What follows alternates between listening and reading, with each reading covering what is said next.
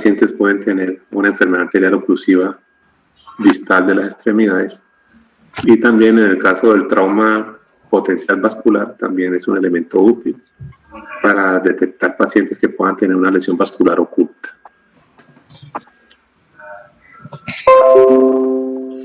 Entonces vamos a revisar primero este tema. This is a video in clinical medicine from the New England Journal of Medicine.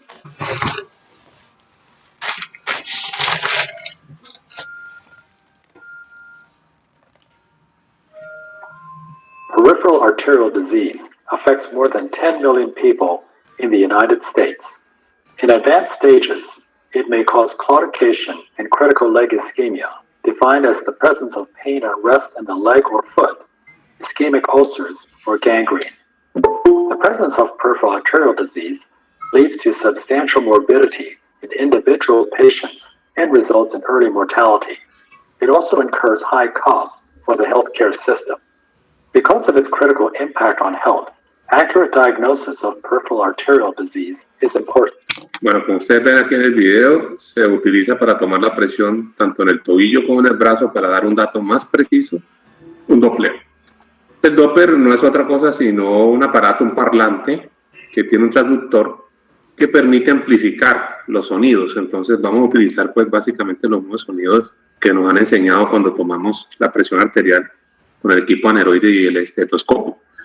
Pero lo que hacemos aquí es amplificar los sonidos para que sean más fácilmente audibles y se pueda determinar también los valores de presión en forma más precisa, más segura. En este caso, la información más importante en el índice tobillo-brazo es la presión arterial sistólica, es la que nos importa para tomar la proporción, para tomar la relación, el cociente que necesitamos. Voy a mirar si tengo lista para entrar y continuamos.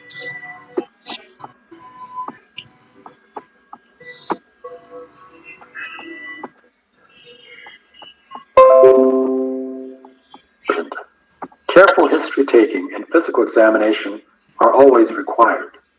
However, because examiners may differ in their ability to palpate pulses, and because up to 10% of the general population may have congenital absence of the dorsalis pedis pulse, a more objective method to evaluate the peripheral circulation is needed when peripheral arterial disease is suspected. Measurement of the ankle brachial index is a simple, accurate, and generally reliable method for the diagnosis and evaluation of peripheral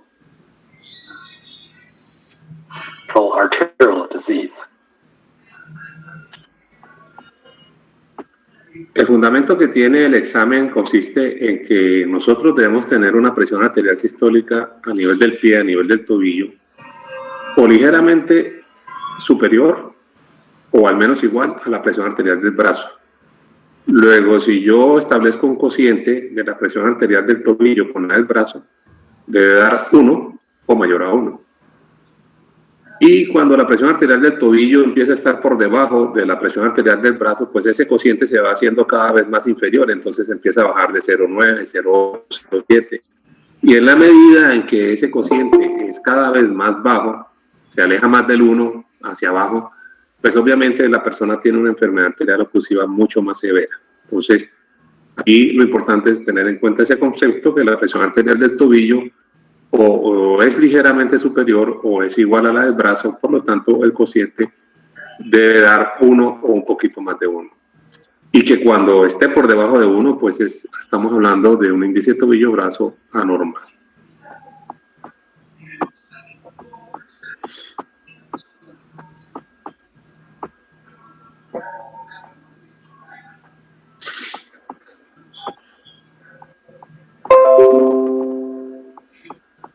Some of the known risk factors for peripheral arterial disease include smoking, diabetes, hypertension, hypercholesterolemia, a family history of the disease, and advanced age.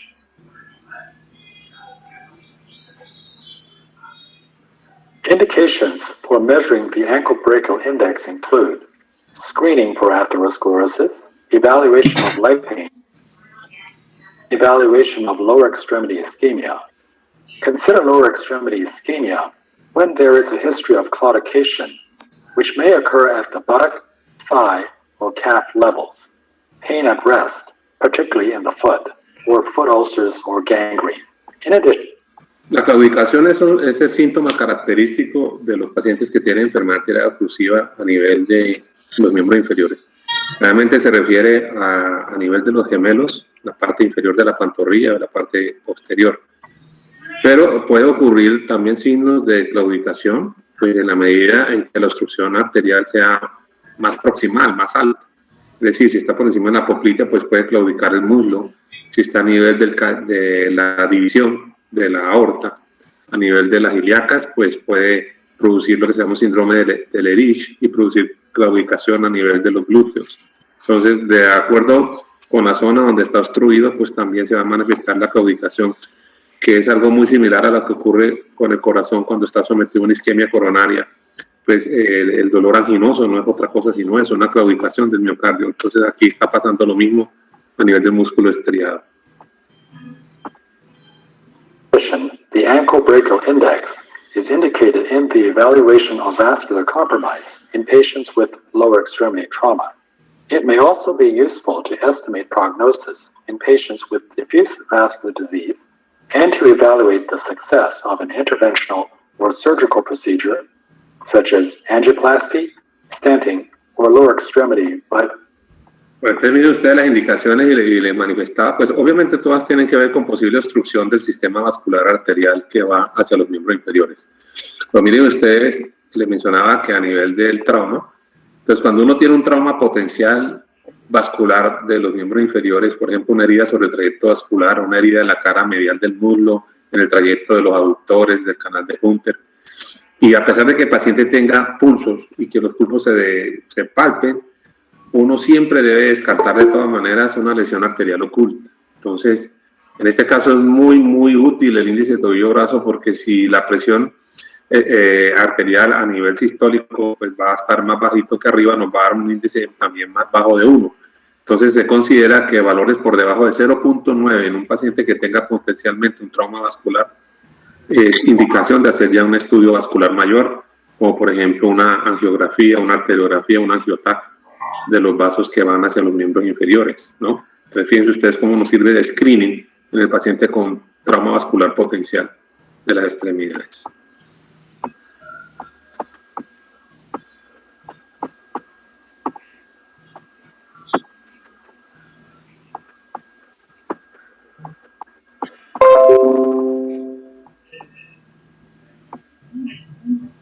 past surgery.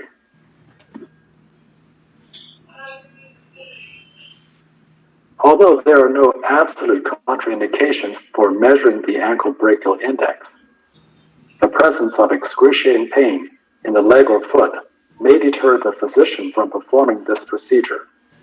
If the patient has known deep venous thrombosis, this procedure may dislodge the clot, which could then embolize. If the vessels to be examined are calcified and thus incompressible, as in elderly patients or those with long-standing diabetes or with dialysis-dependent renal failure, the ankle blood pressure readings may be affected. However, these conditions are not absolute contraindications to measuring the ankle brachial index. In order to measure the ankle brachial index, you will need the following equipment: a continuous wave Doppler device, ultrasonic gel, and a sphygmomanometer with a blood pressure cuff. The Doppler ultrasound probe should produce a signal of 8 to 9 megahertz in order to examine peripheral blood vessels. Handheld Doppler devices are generally adequate to measure the ankle brachial index. The diameter of the inner bladder of the blood pressure cuff should be 40% of the limb circumference. The examination should be performed with the patient's. Para que el índice sea confiable, el manguito con el cual vamos a envolver para tomar la presión arterial a nivel del tobillo y del pie, pues debe tener por lo menos un 40% más de longitud con relación a la periferia, a la medida periférica del tobillo. O sea que el manguito común y corriente que utilizamos en el brazo no va a ser útil, debe ser un manguito especial. Supine and in a warm and comfortable environment.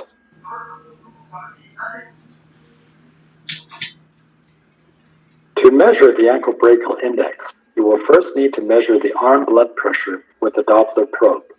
It is important to choose a sphygmomanometer cuff of the appropriate size. This is placed over the upper arm. Palpate the brachial pulse and apply gel with the probe at the site where the pulse is felt. Place the Doppler probe lightly on the gel at a 60-degree angle towards the patient's head. Inflate the cuff rapidly until the brachial artery flow ceases, no further Doppler signal, and continue for about 20 to 30 millimeters of mercury above this value. Following this, deflate the blood pressure cuff slowly at 2 to 4 millimeters of mercury per second in order to note the systolic value. You can then wipe the gel from the patient's skin and repeat the procedure on the other arm. Following measurement of the systolic blood pressure in the upper extremities, measure the systolic blood pressure in the lower extremities. Entonces, ahí ya se hizo la primera parte del procedimiento, que es tomar la presión arterial sistólica en los brazos. Y ahora vamos a tomar la presión arterial sistólica en los tobillos. First, place the cuff above the ankle. The dorsalis pedis artery is located initially by palpation or identified by Doppler alone, if no pulse is felt. You should obtain an arterial Doppler signal, which can be monophasic, biphasic, or triphasic. Estoy en clase, mami. Apply the Doppler probe to this area and inflate the blood pressure cuff to 20 to 30 millimeters of mercury above the level of flow cessation. Then slowly deflate the cuff until you hear the sound of the systolic pressure and record it.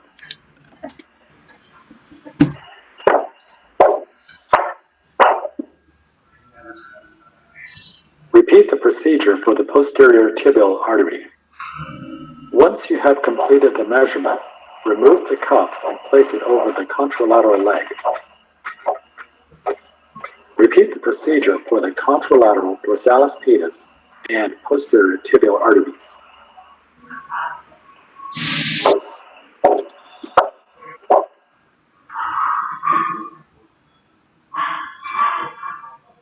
To calculate the ankle brachial index, divide the systolic blood pressure from the ankle by the systolic blood pressure from the arm.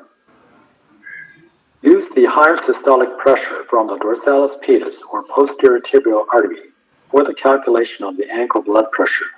Also, use the higher brachial systolic pressure as a lower arm. Se toma la presión arterial sistólica más alta que se obtenga a nivel del tobillo o el pie, bien sea de la tibial posterior o la arteria pedia. Y ese dato se divide en la presión arterial que se obtiene en el brazo, ¿no? Tanto a nivel del lado derecho o el lado izquierdo se hace el mismo procedimiento. Blood pressure may be due to arterial occlusive disease in one of the upper extremities. A normal ankle brachial index at rest ranges from 0.91 to 1.3. Above 1.3, you should suspect that the patient has incompressible vessels. Decreases in the ankle brachial index are consistent with peripheral arterial disease. Mild to moderate peripheral arterial disease usually produces an ankle brachial index in the range of 0.41 to 0.9. Below 0.4, severe peripheral arterial disease is usually present. Bueno, entonces, miren bien esta imagen, es los valores más importantes. Entonces, como lo dijimos, el valor normal debe estar cerca al 1. Se considera que por debajo de 0,9 es anormal. Por ejemplo, en el caso del trauma vascular potencial, cualquier paciente que esté por debajo de 0,90, entonces ya indica un estudio vascular más específico. En el caso del paciente con enfermedad arterial oclusiva crónica, que esté claudicando o no, pues los valores van a ser importantes en la medida en que se alejen del 1. Si está entre 0,9 y 0,4, pues está hablando de una enfermedad arterial periférica oclusiva moderada, generalmente son pacientes claudicantes. Y se considera que un índice de tobillo graso es crítico, es decir, que está en peligro de perderse la extremidad por mala circulación, por mala perfusión, si está por debajo de 0,40. Estos generalmente son pacientes que tienen inclusive claudicación en reposo o que ya tienen pérdida de partes de la extremidad, ya han sido amputados de artejos o parte del pie o inclusive de la pierna del otro lado, en fin, son pacientes que tienen una enfermedad crítica. Entonces, estos pacientes deben ser conducidos rápidamente al cirujano vascular.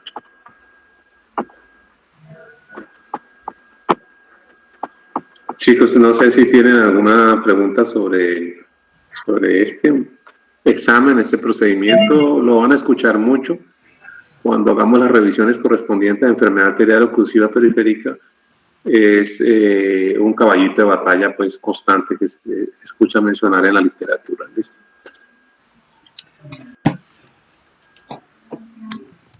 ¿Alguna duda o alguna inquietud?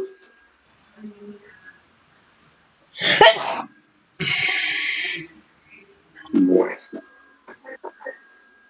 Vamos entonces con el siguiente procedimiento. Seguramente lo han visto hacer ya.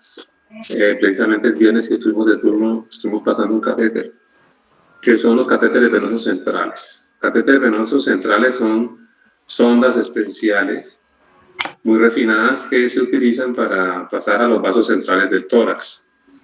Específicamente debe quedar la punta localizada en la vena cava superior, es decir, antes de la entrada a la aurícula derecha.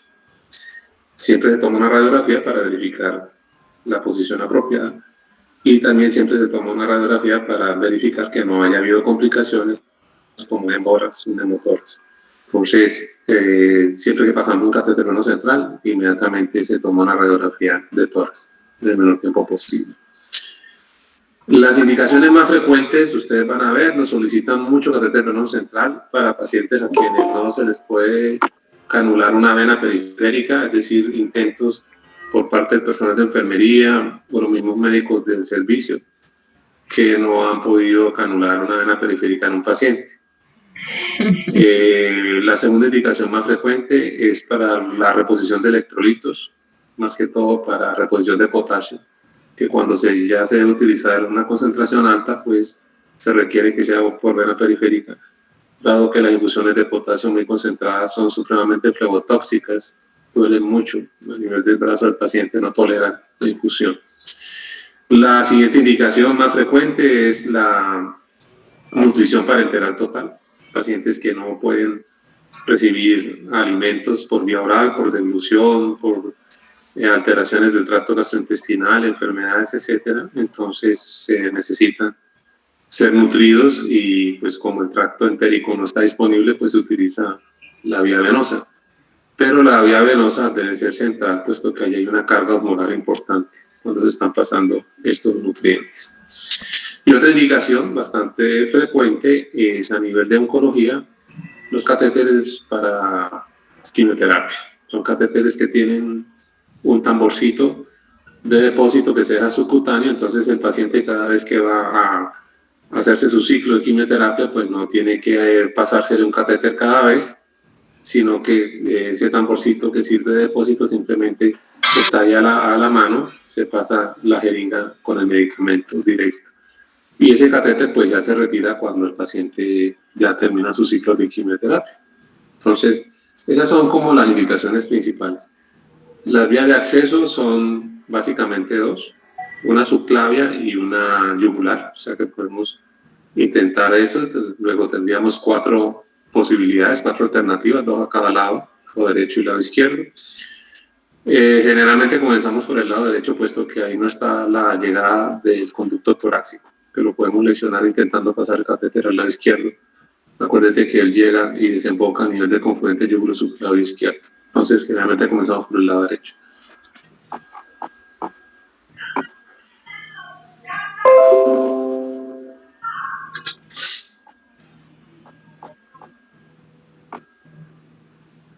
From the New England Journal of Medicine.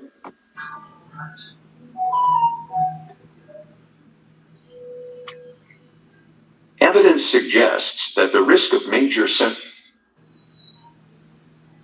central venous line complications, particularly line-related bloodstream infections, is lower when the subclavian approach is used. This video will identify the landmarks and procedure for placement of a subclavian central line. Specific contraindications for the placement of a central venous line in the subclavian vein include infection of the area overlying the target vein and thrombosis of the target vein, and fracture or suspected fracture of the clavicle or proximal ribs. Coagulopathy, while not an absolute contraindication, should be of greater concern with the subclavian approach because of the difficulty in applying direct pressure to the artery and vein as they pass under the clavicle. To assure that there is the highest level of sterility, the operator. Pero el catéter venoso central, pues él sí ya viene directo de las casas comerciales que lo producen.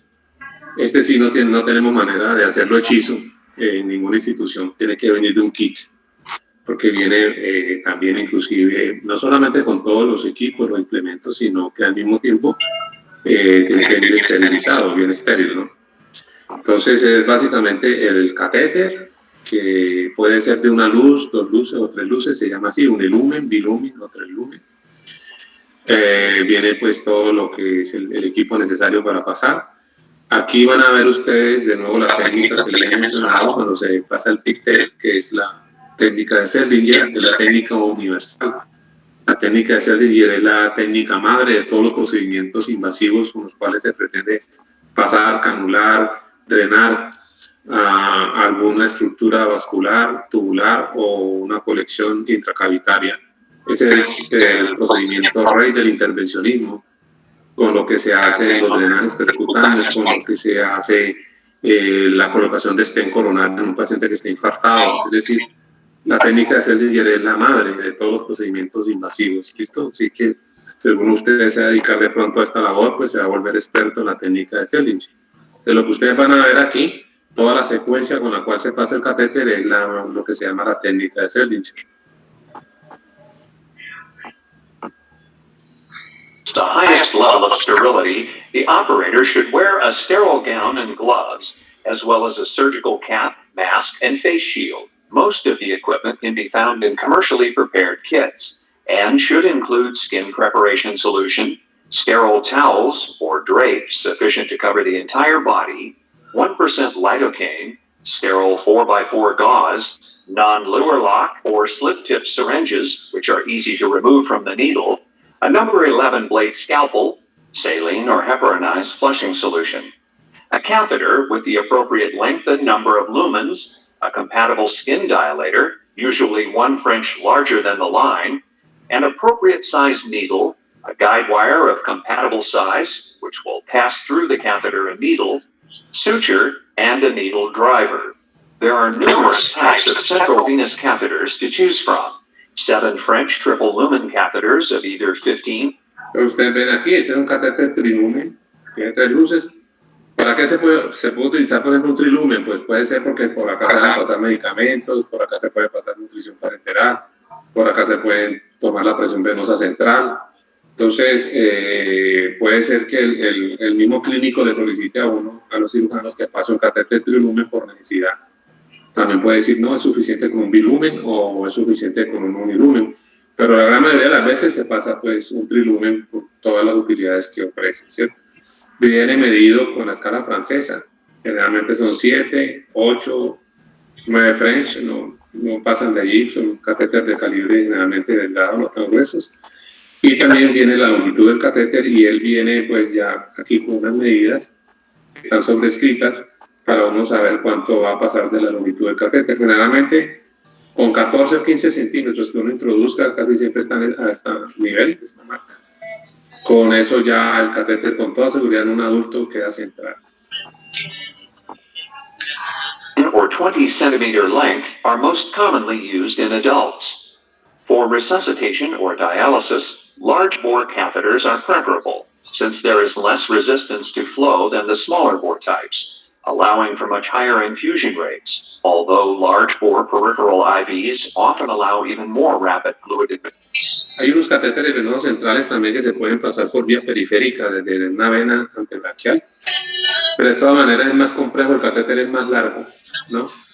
Es obviamente menos peligroso porque no tiene uno riesgo de chuzar allí pues la arteria subclavia o el pulmón, pero no son tan populares, no son tan populares. Realmente cuando pasamos catéter veno central, generalmente lo pasamos vía subclavia o vía yugular. Administration, then central venous lines. For small adults and children, or for those in whom access to the subclavian vein is difficult, 5 French and 4 French catheters can be used. If there are no contraindications, proceed by placing the bed in a 10 to 15 degree Trendelenburg position. Siempre que vamos a pasar un catéter, le informamos al paciente y a su familia, primero la indicación, porque se le va a pasar, y en segundo lugar, se le explican las complicaciones potenciales y deben firmar el consentimiento. Entonces, esas complicaciones potenciales son las que hemos mencionado, que tengamos una hemorragia, un hematoma, un hemotórax, un neumotórax, o en el lado izquierdo una lesión del conducto torácico. Entonces, y también que fracasemos, ¿no? No siempre lo vamos a pasar, pues el porcentaje de éxito es alto, pero algunas veces no logramos llevar a cabo el objetivo y de pronto no lo podemos pasar. Position to decrease the risk of air embolism and to engorge the El paciente se acuesta, pero le damos un poquito de posición de Trendelenburg para que precisamente la misma fuerza de gravedad nos distienda todos los vasos que se encuentran aquí a nivel de la parte cérvico-torácica, que es donde vamos a funcionar. Entonces eso nos facilita, porque obviamente ahí como ellos se repletan de sangre y entonces es más fácil canularlos. Entonces siempre vamos a utilizar la posición de Trendelenburg y fuera de eso le ponemos al paciente unas toallitas metálicas. Turn the patient's head so that the chin points away from the vein. A small roll can be placed under the spine to help make the clavicles more prominent. Se le pide al paciente que rote la cabeza hacia el lado contralateral. Find the clavicle. The subclavian vein flows just under the middle third of the clavicle, while the artery runs posterior and superior to the vein. The middle third begins at the point where the clavicle angles posteriorly and is joined by the costoclavicular ligament. It is only in this middle third that the vein closely approximates the clavicle. Because ultrasonography does not penetrate bone. De nuevo, como todo procedimiento invasivo, pues la ecografía, si uno la tiene al alcance, hace que el procedimiento sea más seguro, más fácil, más certero y con mayor porcentaje de éxitos. Entonces, piensen ustedes cómo la ecografía cada vez se va volviendo una parte del armamentario de trabajo de todos los médicos importantes. Usage is more challenging than in internal jugular placement, but several articles suggest it facilitates placement. To identify landmarks using ultrasonography, place the probe just proximal to the insertion site. The vein and artery can be distinguished either by the compressibility of the vein or by using Doppler flow to demonstrate pulsatility. Uno sabe que es la vena subclavia porque es más ancha, se dilata más, la arteria realmente se colapsa y al flujo, cuando se le aplica el efecto duplex, la imagen, pues es azulito, ¿no? Hay turbulencia. Entonces, esas tres cosas facilitan la localización de la vena. In the artery, prepare the area by scrubbing the skin with chlorhexidine for 60 seconds and drape the site. Be sure to include all landmarks within the sterile field. If the patient is conscious, explain that his or her face will be covered, but that breathing will not. Un procedimiento que al ser invasivo pues requiere de todas las técnicas de asepsia y antisepsia, bien, buen lavado de manos, buena preparación de la piel del paciente. Se utiliza anestesia local, no es necesario hacerlo bajo anestesia general, simplemente que el paciente pueda colaborar. Be obstructed, and that he or she can signal for attention by raising his or her hand. Flush the lumens of the central line with saline or heparin, and ensure that the guide wire threads easily through your needle. Remove the cap from the port through which the guide wire will be threaded. This is commonly the longer lumen. In a patient who is awake or minimally sedated, The skin should be infiltrated with a local anesthetic, such as 1% lidocaine, with a 25-gauge needle to help minimize pain on insertion of the catheter. Using the insertion needle, approach the site at a 30-degree angle to the skin, with the long axis of the needle directed toward.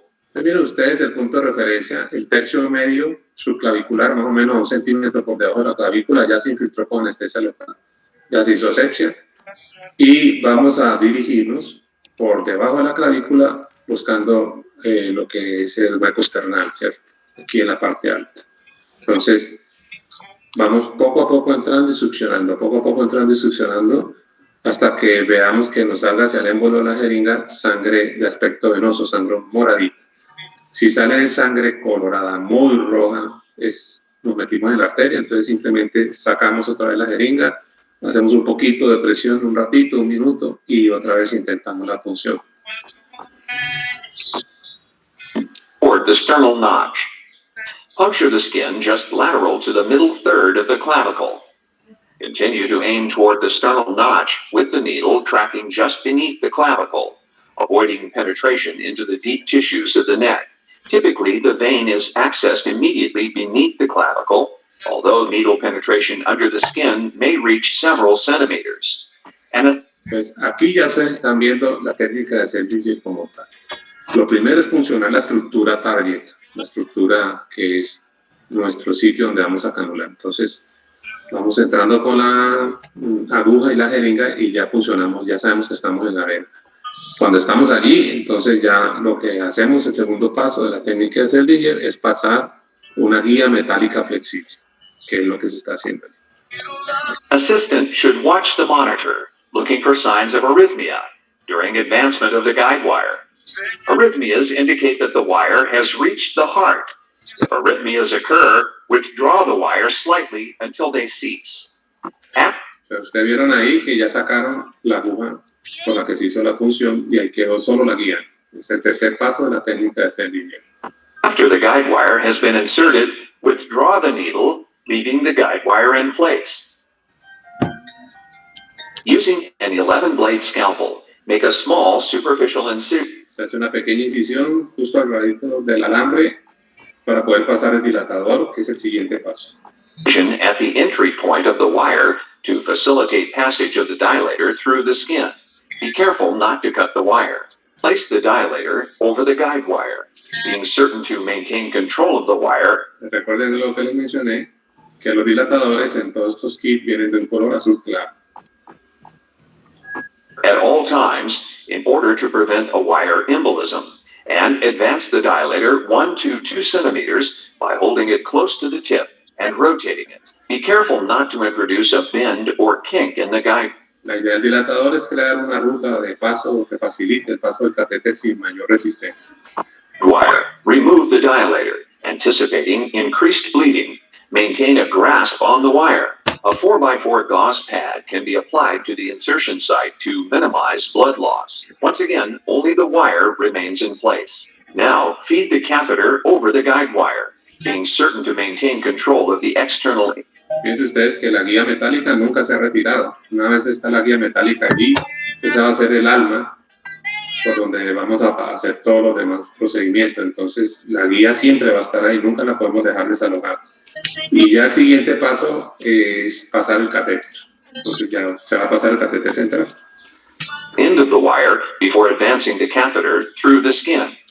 This usually requires that the wire be pulled slightly out of the patient until the external end of the wire extends out of the catheter hub and can be grasped. While grasping the external end of the guide wire, advance the catheter over the wire using a rotating motion.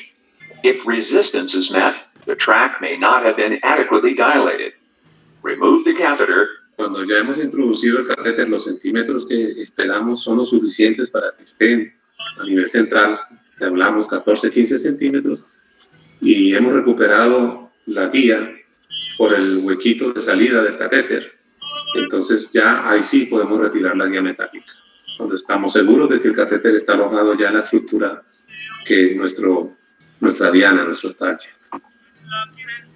And try again to insert the dilator. Insert the catheter to a depth that places the tip at the. Acuérdense que el catéter queda central si la punta está en la vena cava superior. Entonces, una placa de toras que siempre tomamos de control, como todos estos dispositivos son radioopacos, se deben ver en una radiografía simple, entonces podemos confirmar que efectivamente el catéter está en buena posición. Junction of the superior vena cava and the right atrium. Remove the guide wire and check for blood return in all ports. Flush all ports. Place caps on the hubs. Se prueban todos los puertos, o sea, todas las luces del trilumen, se mira que está permeable, y lo que sigue ya es fijarlo a la piel con las suturas. And secure the line in place. Apply a sterile dressing before removing the drape. Obtain a chest x-ray to... Miren ustedes la radiografía, entonces aquí se ve el catéter, ¿sí? Y miren la punta justo en la vena cava superior. Entonces aquí este catéter está muy bien ubicado y así es que debe quedar. Assess for proper placement and to assure that no hemothorax or pneumothorax has occurred. Y al mismo tiempo nos aseguramos con la radiografía de que no hubiéramos ocasionado un hemo, complicaciones potenciales y las principales del paso de un catéter venoso central. All sharps should be properly disposed in approved sharps containers. Scalpels should be retracted into their protective sleeves. Needle stick injury can be minimized by using needle. Bueno, chicos, entonces este es el paso del catéter por vía subclavia. Voy a pasarles un pedacito solamente de la vía yugular porque todo lo demás es igualito. Simplemente lo único que cambia son los puntos de reparo anatómico para poderlo pasar por vía yugular. ¿Cuándo pasa un catéter yugular? Pues cuando fracasó por vía subclavia. Generalmente uno comienza por vía This is a video in clinical medicine por vía from the New subclavia. England Journal of Medicine. Perdón. Uno comienza por vía subclavia y si fracasa, pues se va por vía yugular. Comenzamos al lado derecho y nos vamos al lado izquierdo, y si fracasamos, pues lo que se recomienda es llamar a un colega que también sepa pasar catéteres, y generalmente él lo pasa de una. Casi siempre pasa eso. Entonces uno no debe tener pues ningún tipo de complejo ni nada porque va a llamar a alguien a que lo intente. Es mejor eso a tener una complicación. Y como les digo, casi siempre el colega que llama a uno porque uno no lo ha podido pasar, pues lo hace casi al primer intento.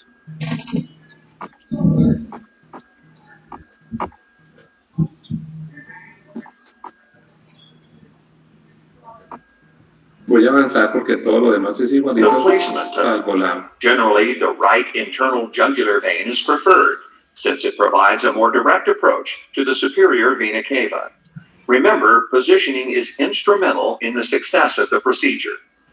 Identify the triangle formed by the sternal and clavicular heads of the Entonces, miren ustedes, para pasarlo por vía yugular, cómo los puntos de referencia cambian. Entonces, vamos a pasar por encima de la clavícula.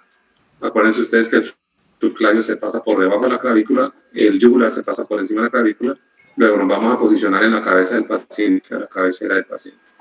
Y nuestros puntos de referencia van a ser los dos haces del músculo esternocleidomastoideo, el haz external y el haz clavicular. En ese triángulo que se forma entre los dos haces, uno mete el dedito y hay un triángulo, por ahí va a meter la aguja, dirigido hacia el pezón, del lado del catéter, más o menos inclinando la aguja unos 30, 45 grados en promedio. Y el resto sí lo hacemos igual, vamos succionando hasta que nos salga sangre de aspecto venoso, y ahí el resto del paso del catéter es igualito a como se hizo con eso. sternocleidomastoid muscle and the clavicle. Determine the location of the carotid pulse. The path of the vein runs just lateral to the carotid artery. The needle will enter the skin at the apex of this triangle just lateral to the carotid pulse, and will be aimed toward the ipsilateral nipple. Following these landmarks can be challenging in the obese patient. Ultrasonographic guidance is becoming the standard of care in the placement of a central line.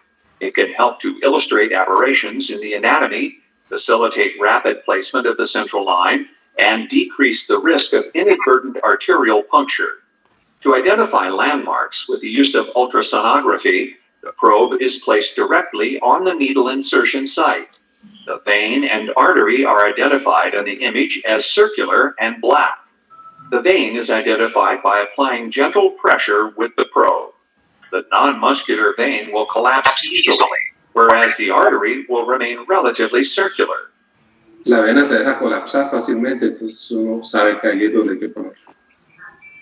Prepare the area by scrubbing the skin with chlorhexidine for 60 seconds and drape the site. Be sure to include all landmarks within the sterile field. If the patient is conscious, explain that his or her face will be covered, but that breathing will not be obstructed, and that he or she can signal for attention by raising his or her hand. Flush the lumens of the central line with saline or heparin, and ensure that the guide wire threads easily through your needle. Remove the cap from the port through which the guide wire will be threaded. This is commonly the longer lumen. If using ultrasound, prepare the ultrasound probe with a long sterile sleeve, being careful not to contaminate the sleeve prior to placing it on the sterile field. During the placement of the line, any assistant or observer should feel empowered to halt the procedure if there is a break in sterile technique. Confirm the needle insertion site again. Generally, it is at the apex of the triangle, just lateral to the carotid pulse. During needle puncture, palpation of the carotid artery can be maintained with the non-dominant hand. In a patient who is awake or minimally sedated, the skin should be infiltrated with a local anesthetic, such as 1% lidocaine, with a 25-gauge needle to help minimize pain on insertion of the catheter. Using the insertion needle, approach the site at a 45-degree angle from the coronal plane, with the long axis of the needle directed toward the ipsilateral nipple. Puncture the skin at the apex of the triangle at the medial border of the sternal head of the sternocleidomastoid muscle, entering just lateral to the carotid pulse. Advance the needle while applying gentle suction to the syringe. Continue to aim toward the ipsilateral nipple at a 45-degree angle to the skin, avoiding penetration into the deep tissues of the neck. Typically, the vein is accessed at a depth of less than 1/2 inch, or 1.3 centimeters. When using ultrasonography, watch for the shadow of the needle to appear on the image. The needle can then be followed into the vessel with ultrasonographic guidance. When the internal jugular vein is entered, a flash of venous blood is obtained. Pues lo mismo, pues debe salir la sangre de aspecto violáceo.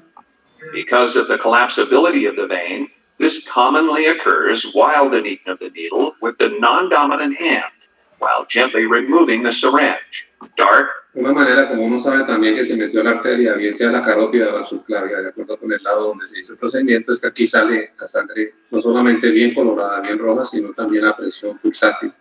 Entonces ya uno se da cuenta que se metió por la arteria. Cuando eso pasa no hay que asustarse, simplemente retiramos la aguja un poquito, hacemos algo de presión y volvemos a hacer el intento. La arteria, como tiene la ventaja de tener una buena musculatura lisa, ella rápidamente se contrae, hace un espasmo en el sitio de la punción y suele haber muy poco sangrado, prácticamente ninguno. Non-pulsatile flow confirms access to the vein. Once the needle is in the vein and free flow of blood has been obtained, employ the introducer. Using the introducer, advance the curved end of the guide wire through the needle. An assistant should watch the monitor, looking for signs of arrhythmia. Entonces lo que sigue aquí es lo mismo que vimos ya con el subclavio, que es toda la técnica de Seldinger completa y ya se termina de pasar el catéter. ¿Alguna pregunta hasta aquí, chicos, sobre esto, sobre el catéter venoso central? ¿Alguna duda? Sí, profe, yo tengo una. ¿Me escucha? Sí, Verónica. A esos catéteres hay que aplicarles, por ejemplo, heparina o algo así. No, no es necesario para iniciar el catéter. Lo que sí es, por supuesto, bueno, hay que manejar una muy buena técnica estéril. Acuérdense, generalmente cuando ocurre una infección por estos catéteres ocurren por las mismas bacterias que están ahí en la piel del paciente, por estafilococos. Entonces, y hay que, pues, generalmente se procura hacer un recambio cada 72 horas. Y si un paciente que tenga un catéter hace un cuadro febril, pues hay que pensar que de pronto es una infección por catéter. y hay que tomar cultivos y cultivar la punta del catéter. O sea, hay que retirarlo y cultivar la punta del catéter, una de las causas importantes de infección nosocomial. En cuanto a poner anticoagulantes o heparina, no. Si el paciente tiene una alteración farmacológica de la hemostasia, pues sí, al menos que sea muy urgente, sí es preferible que se corrijan los tiempos de coagulación antes de pasar, al menos que sea muy urgente el paso del catéter. Entonces, por el contrario, preferimos que no esté heparinizado el paciente. ¿Más preguntas?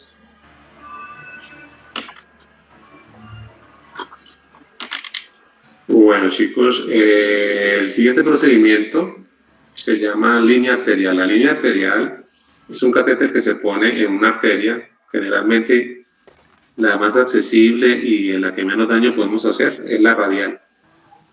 ¿Para qué se pone una línea arterial? Pues es para monitorizar en forma continua la presión, y también se puede tomar gasometría arterial en forma, pues cada vez que se necesite la muestra, ¿no? En forma continua, en vez de estar funcionando al paciente cada vez que se requieran gases arteriales. Entonces, la van a ver colocar con frecuencia línea arterial en unidad de cuidado intensivo, en pacientes que pasan a cirugía pero que se encuentran en ciertas condiciones de salud críticas, entonces el anestesiólogo necesita un monitoreo más preciso del paciente. Esas es básicamente como las indicaciones principales.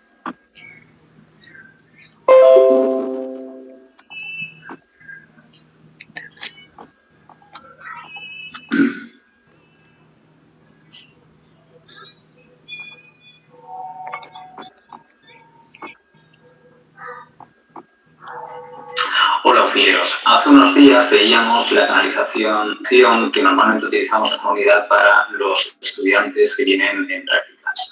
Hoy, con la colaboración de la diplomada de enfermería y compañera Narui y las dos compañeras auxiliares de enfermería, María y Sonia, vamos a canalizar una arteria radial real sobre un paciente real, ser analgesiado, para que podáis observar esa técnica que hemos hecho en prácticas, cómo se lleva a la vida real. Estad muy atentos. Bueno, aquí podemos ver cómo tenemos ya desempaquetado el set-arrow. Vemos en primer plano el catéter, en segundo plano, más próximo a Narui, el pelo, el fiador, la guía que vamos a introducir por la aguja, y la aguja que tiene y sostiene ella en sus manos. Hemos vuelto a rociar con clorhexidina a la zona, pese a que ya lo habíamos hecho con anterioridad y habíamos dejado secar. ¿Vale? Veis que la técnica es completamente estéril. Con la mano izquierda no dominante palpa el pulso del paciente en la zona radial. También recordad que hay que hacer la prueba de Allen previamente, que en este caso había salido negativa, es decir, tiene circulación colateral. Funciona, fijaros el ángulo, es importantísimo esto, el ángulo. Bueno, cuando él se refiere al test de Allen, ¿se acuerda cuando hablamos de gases arteriales? Es mirar la permeabilidad de la arteria cubital. Entonces se comprimen las dos arterias, se le pide al paciente que haga expresión y estiramiento de la mano, se pone pálida y soltamos la cubital. Si se vuelve a poner coloradita es porque el paciente tiene muy buena circulación por la cubital, luego podemos funcionar la radial sin problemas, sin temor a que se vaya a trombosar. El cual está pinchando en torno a 30 grados. Pincha justo por debajo del dedo y localiza rápidamente la arteria y mana sangre roja brillante de manera pulsátil. Se introduce el pelo, el fiador, para comprobar la permeabilidad. Una vez tenemos el pelo introducido, vamos a retirar la aguja. Puede que haya un ligero sangrado alrededor del pelo, dado que el calibre es mayor que el del fiador, el calibre de la aguja. A continuación, recordad... ustedes, todo es lo mismo. Todas las técnicas son iguales. Técnicas de Seldinger, siempre utilizándose una guía metálica el alma, pues, para pasar el catéter en la parte trasera lleva un tapón, lo hemos retirado previamente. Pues esto es tal vez lo más costoso porque es muy fino la punta del catéter, y hay que introducirla a través de la guía y de la guía fiador. Fijaros que cuesta siempre un poquito introducirla, pero bueno, lo hace muy bien. Lo introducimos, y aquí viene una de las partes también más importantes. Siempre que utilizamos la técnica Seldinger, por detrás del catéter, aquí nos lo muestra Ana, siempre debe asomar el fiador para que no se nos quede dentro del cuerpo del paciente. Introducimos una ligera rotación, ¿lo veis?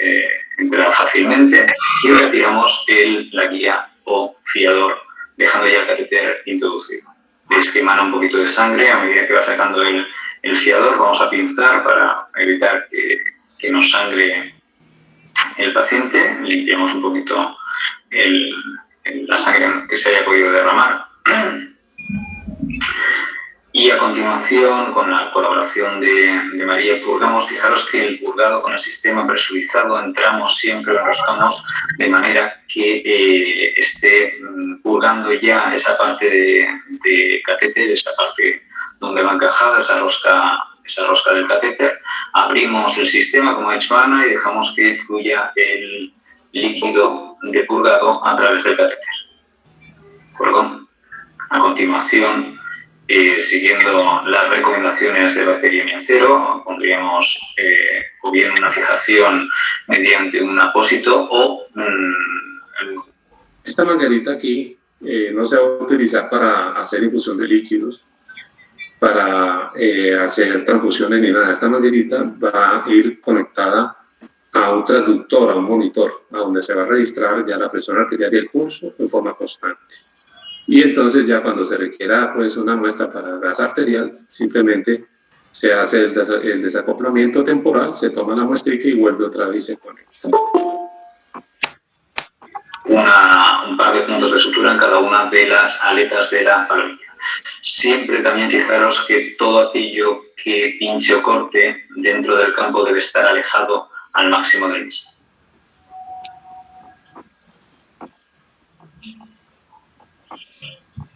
Bueno, chicos, entonces eso es una línea arterial. Entonces, como les digo, ustedes van a escuchar hablar muy frecuentemente de esto, sobre todo si ya empiezan a rotar como médicos internos en unidad de cuidado intensivo, o en cirugía, como les digo, también en pacientes, pues ya en condiciones especiales o críticas. Pues nunca olviden el catéter arterial, ya saben para qué sirve, qué consiste, cómo se pasa y cuáles son, pues, básicamente las indicaciones. Bueno, chicos, ¿alguna pregunta sobre esto, sobre la línea arterial?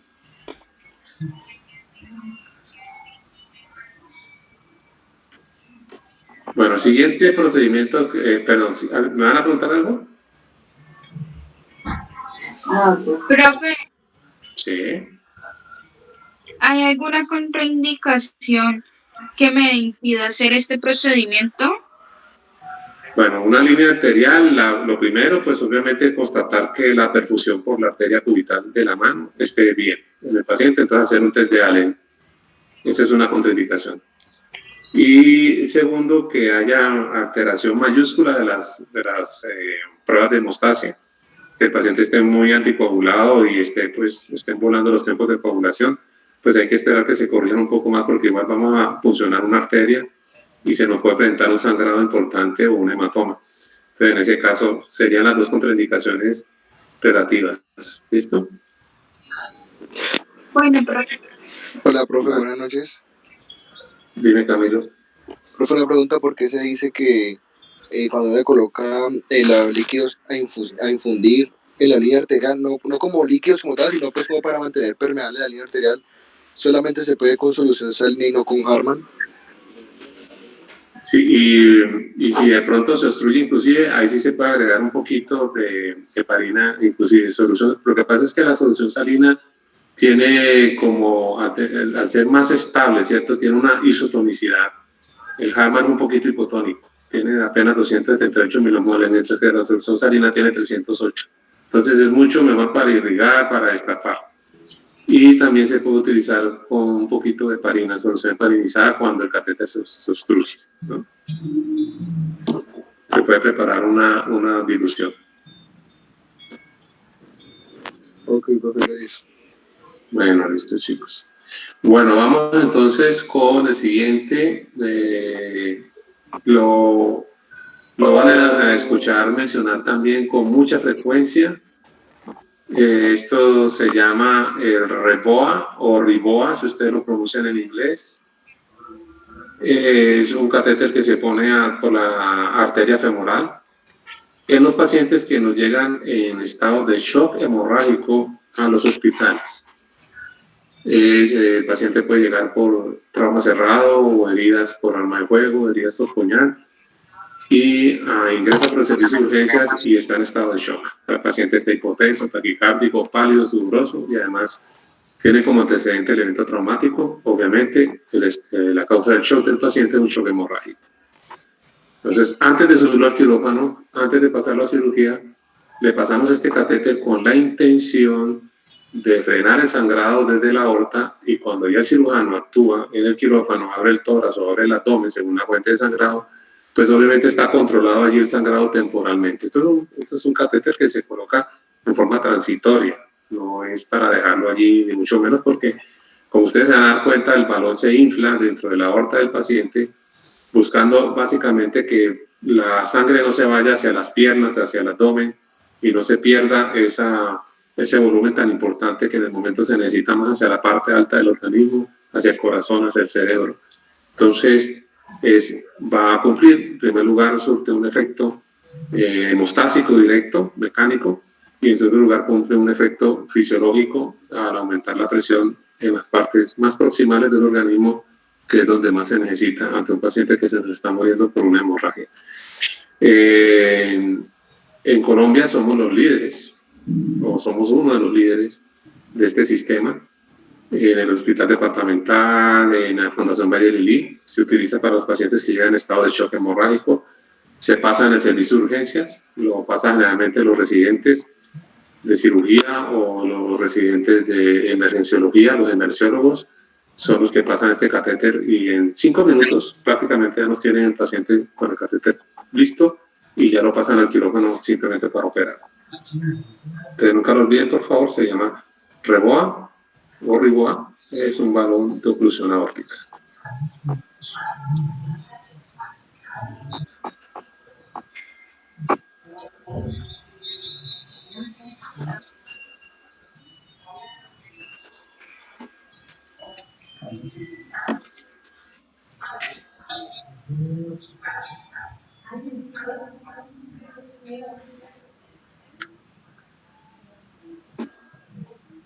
Entonces el paciente está herido en el servicio de urgencias, ya nosotros lo tenemos canalizado de vena, le hemos tomado muestras para hemoclasificación, le hemos reservado sangre, eso es rapidito todo, e inmediatamente se busca la arteria femoral, puede ser directamente con pulso o con ayuda ecográfica, y pasamos una guía metálica hasta el callado de la aorta.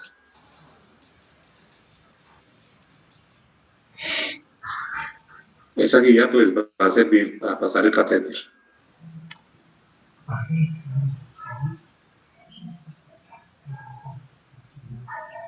Entonces acuérdense, lo mismo, técnica de Seldinger, se retira la aguja y se deja la guía, y ahí sí vamos a pasar el catéter tipo Reboa.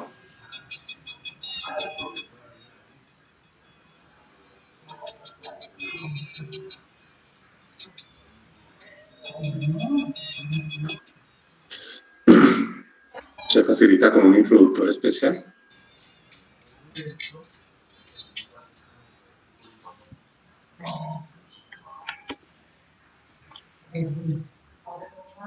Y ese es el catéter. Entonces ya le vieron allí una especie de paragüita en toda la punta. Se avanza. Eso tiene unas medidas donde uno ya sabe pues que está ahí en el callado óptico.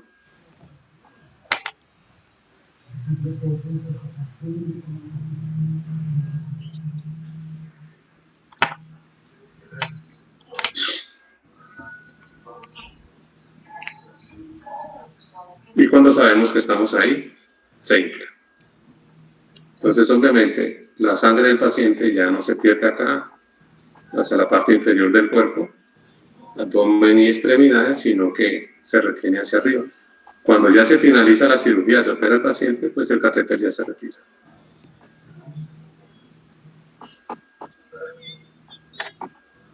Entonces, depende del nivel de las heridas, ahí es donde se infla el catéter, ¿no?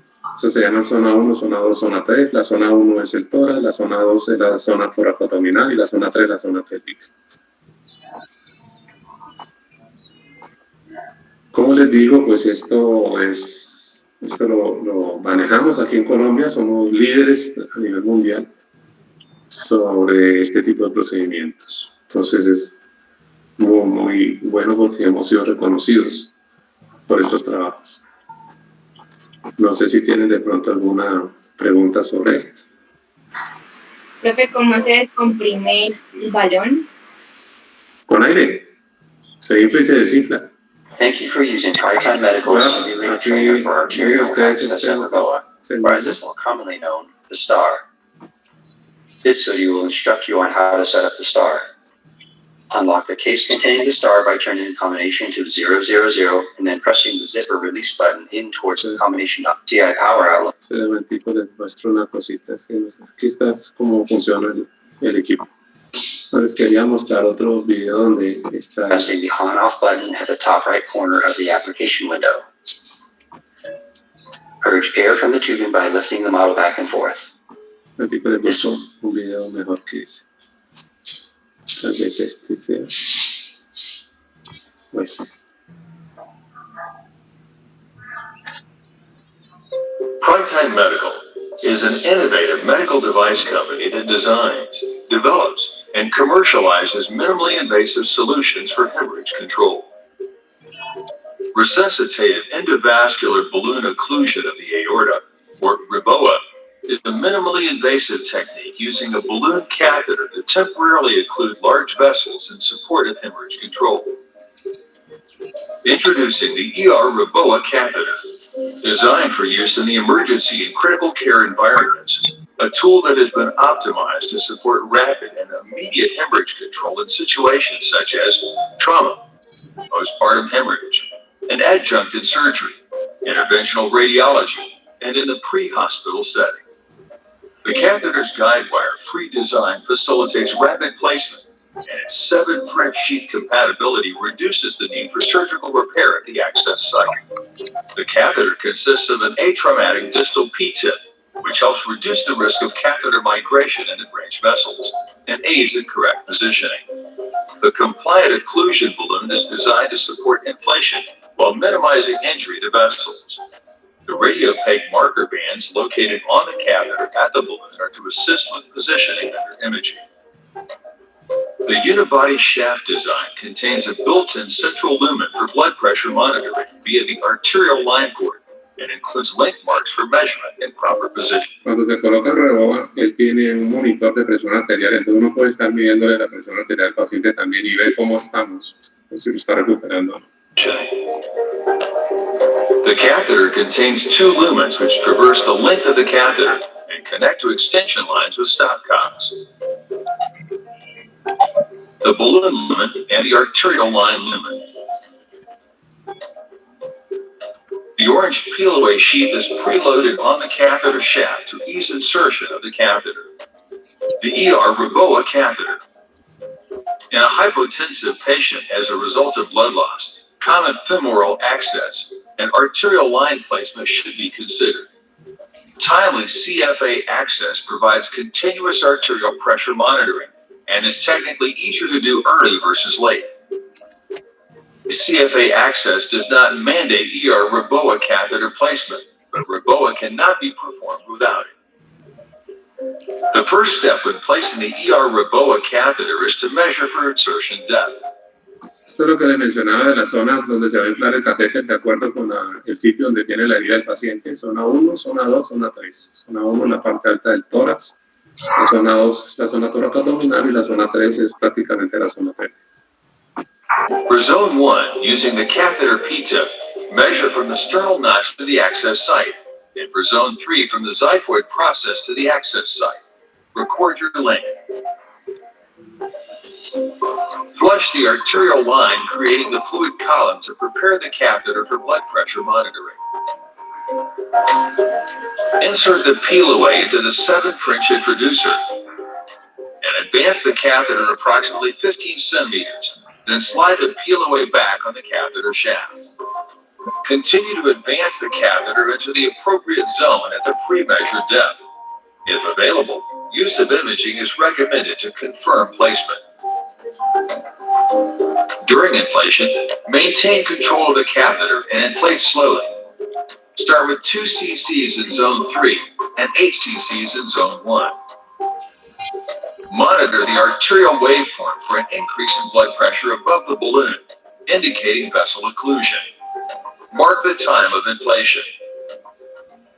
Secure the catheter to the patient to avoid catheter migration and move quickly to definitive treatment. After hemorrhage control, prepare the team for a potential rebound hypotension as the balloon is slowly deflating. Fully deflate the balloon, holding a vacuum for at least 5 seconds, and close the stopcock. Then remove the catheter. The Prytime Medical ER Reboa catheter. For more information, please visit our website.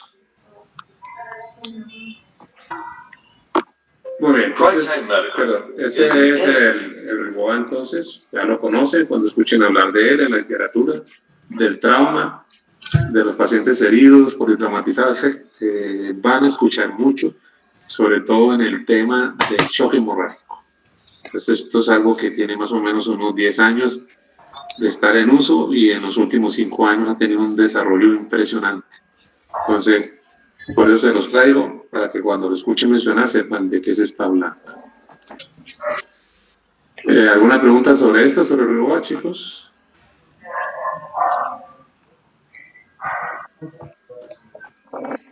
Bueno, entonces ya... Profe, ¿no hay algún riesgo, no sé, de isquemia, algún órgano Sí. o algo así? Sí. Todos esos riesgos existen. Por eso es que debe haber, digamos, un tiempo, debe ser solamente, debe estar inflado mientras se logra el control de la hemorragia del paciente. Realmente es un tiempo muy cortos, 30 minutos, máximo 1 hora. Porque obviamente el riesgo de isquemia de la vasculatura intestinal, de los miembros inferiores. Entonces, eso, obviamente esto está colocado como para actuar en forma muy rápida y controlar el sangrado del paciente, ¿no? Debe ser lo más rápido posible. Eso es supremamente importante.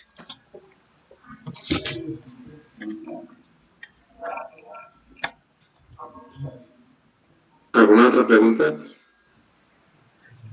Bueno, chicos, ya lo último entonces que les quiero presentar es algo que van a escuchar, sobre todo en el manejo del paciente del shock cardiogénico secundario a un infarto agudo de miocardio, donde el paciente no se ha logrado compensar y se mantiene en shock cardiogénico. Y utilizamos a través de un mecanismo muy similar al Reboa, pero en este caso ya no para una patología de carácter traumático, sino con una patología arterial coronaria, para tratar de redistribuir el flujo sanguíneo y mandarle más sangrecita al corazón y las coronarias en un paciente que esté infartado y que se encuentra en shock cardiogénico. Este dispositivo se llama balón de contrapulsación aórtica. En las unidades coronarias, en los pacientes que se encuentran en unidad de cuidados intensivos por un infarto de miocardio y shock cardiogénico refractario, se utiliza. En Palmira se coloca, se utiliza en clínica Palma Real, donde hay una unidad de hemodinamia, y en Santa Bárbara. ¿Listo? Entonces, si acaso notan por allá, pues lo van a conocer. ¿Cómo es que se llama, profe? El balón de contrapulsación aórtica. Es muy similar al Reboa, pero van a ver algunas cositas diferentes. Por ejemplo, el balón es un poquito más largo, más así más longitudinal, pues. Y la intención aquí, pues, básicamente que redistribuir la sangre y que la sangre llegue a las coronarias devolviéndose un poquito, digamos. Por eso se llama contrapulsación.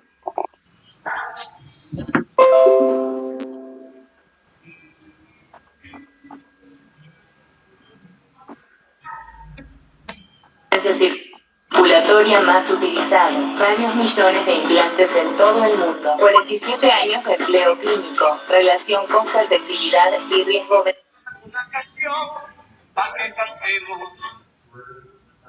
Beneficio. Implante percutáneo. Sencillo de manejar. Indicaciones. Apoyo para intervenciones percutáneas. Shock cardiogénico del infarto del miocardio y de otras etiologías. Complicaciones mecánicas del infarto. Insuficiencia cardíaca refractaria. Angina refractaria. Preoperatoria. Profiláctica. crónicas, pacientes de alto riesgo, terapéuticas, complicaciones mecánicas, angina refractaria, intraoperatorias, salida dificultosa de circulación extracorpórea, postoperatoria, síndrome bajo volumen difuso, infarto perioperatorio, arritmia ventricular refractaria, técnica de implante.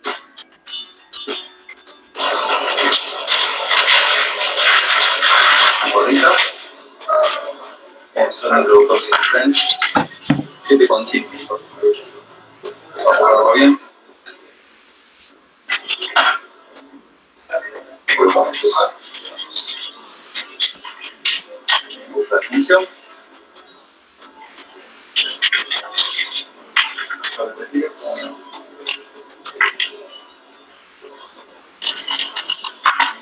La manguera de conexión al balón, el sistema del balón.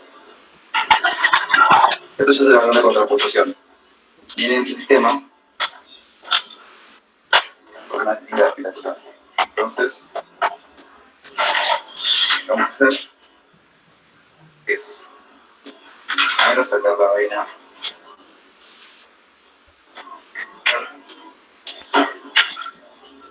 Bien. Las elásticas. Más. Lo voy a ir separando de a poquito. Vale. Seguro. Bueno, vamos a comenzar con las funciones. Preparación.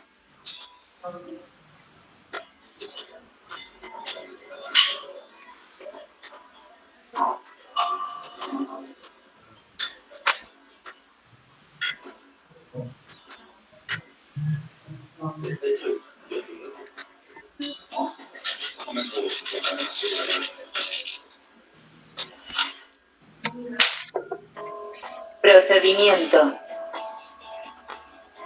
Voy a hacer un chasito ahora, ¿sí? Mientras tirando. Un jaboncito. Ya pasa. Es un cachito.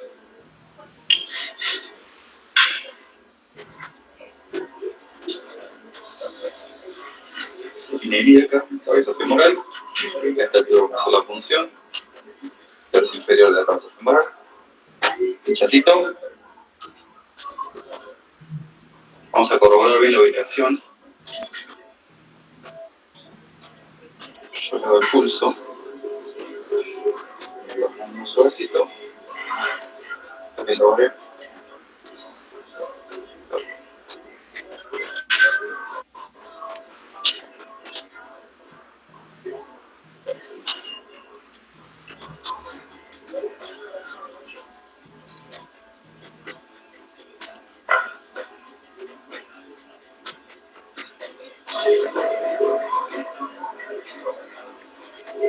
Una colita.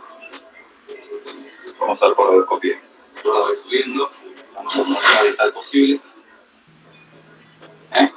Vamos a la punta. En las unidades de hemodinamia siempre hay un aparato de fluoroscopia. La fluoroscopia es un equipo de rayos X de imagen real, en tiempo real. Entonces, él va viendo directamente cómo va avanzando la guía hasta donde ellos pretenden ponerla, que es a nivel de la aorta.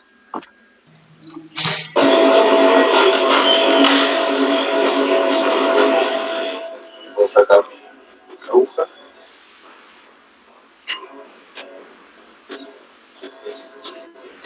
Cuando ves tenerme acá punto fijo, voy a introducir el conductor.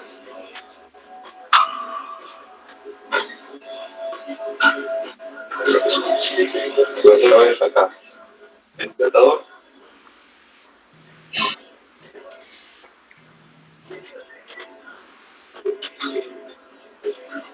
Me queda solamente la cuerda. Toda la sangre para evitar coágulos. Lo que voy a hacer ahora es conectar como vía la cuerda del balón para que podamos subirlo por la aorta abdominal hacia la aorta torácica y así por debajo de la subclavia. Acá aparece por acá la colita, acá tenga un punto fijo. Bien, ahí sale la cuerda, le va a hacer punto fijo. fijo.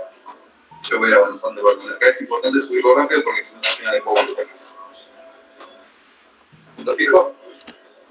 Subiendo. Sube perfectamente bien. Y ahora vamos a ver por radioscopía la ubicación de la palabra. Estoy un poquito más de acuerdo. Voy a llevar a estar de acuerdo. Yo, evidentemente, estoy callado. Voy a avanzar ahora, vamos a ver la punta del balón. Que va a empezar a aparecer. Es el marcador telescópico. Yo voy a subirlo hasta que empiece a entrar el callado. Cuando entra el callado, voy a retirar la cola. Se van de paso. Lo que vamos a hacer ahora es la segunda parte, que es toda la conexión de las presiones. Es la manguera que va conectada a la computadora.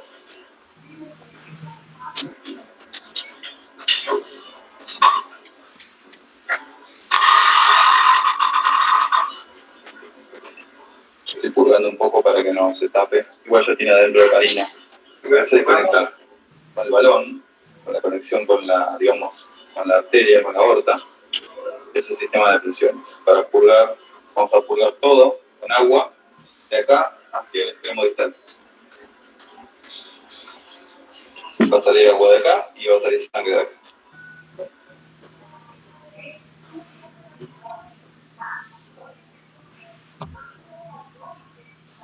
¿Qué más? Doy aire. Listo. Agua y sangre, conectamos y seguir purgando. Y todo va a seguir lavando con agua hacia la punta, hacia el extremo. Vas a ver que ahora aparece la curva de presión en el balón. Vamos a dar un 0, 0, 0, 0, y ahí. Bueno, entonces ahí tenemos el registro de presiones de la aorta, ¿sí? Que ahora tenemos que corregir un poquito la ubicación de del gatillo. Arriba tenemos el electro, que vamos a ir baloneando, coordinado con el pulso óptico. Vamos a poner autofill. Ponelo 1, 2 si podés. Y vamos a ver el latido baloneado, que es el latido que viene después del primer latido, que es los efectos del balón. De todos modos, todavía quedaría corregir la ubicación de la zona de gatillo donde se infla el balón. 1 a 1.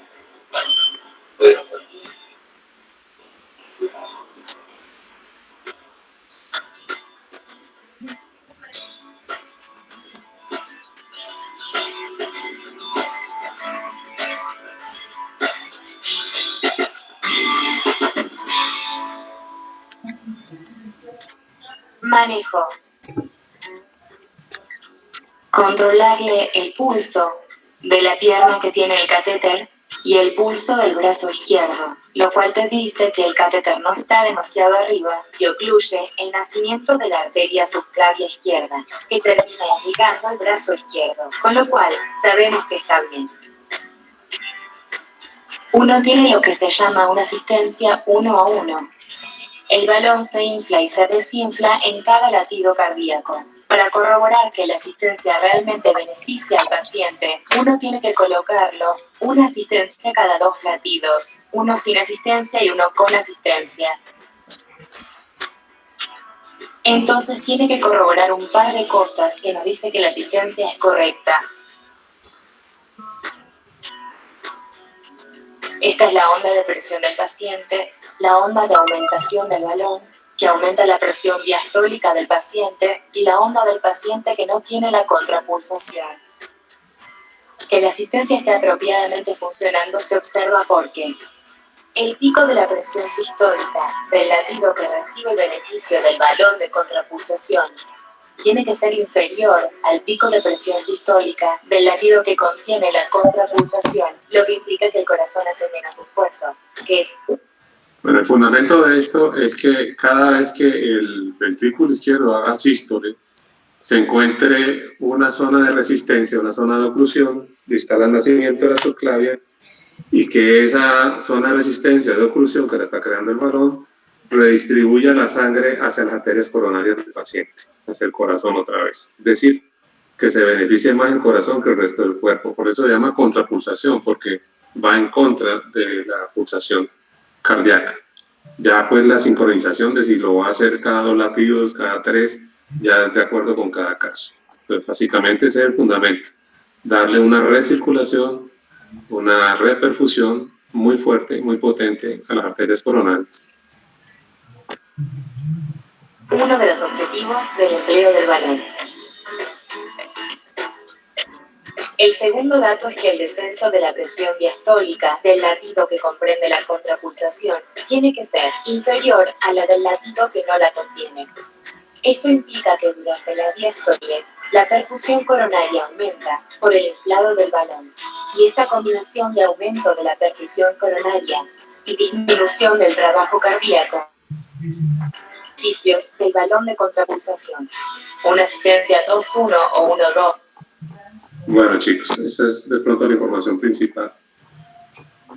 Ok, muchachos, no sé si tienen alguna duda, alguna pregunta sobre esto. Sí, profe. Qué pena.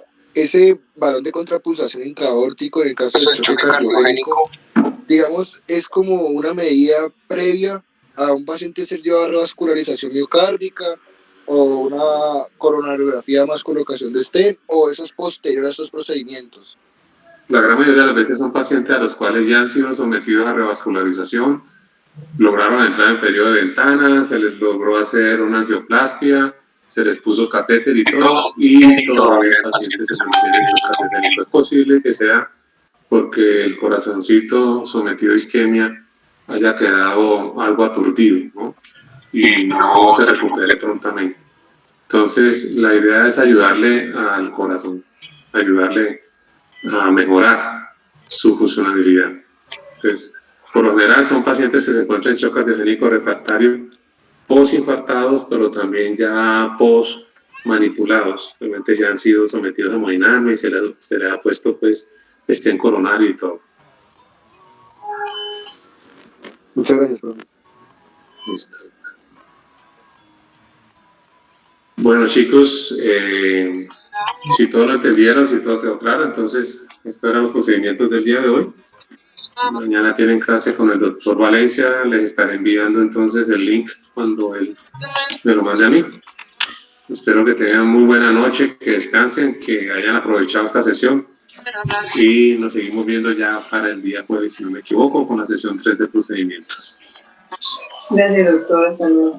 Muchas gracias. Muchas gracias. Gracias, doctor. Muchas gracias, profe. Con mucho gusto. Buenas noches para todos. Muy bien, igualmente.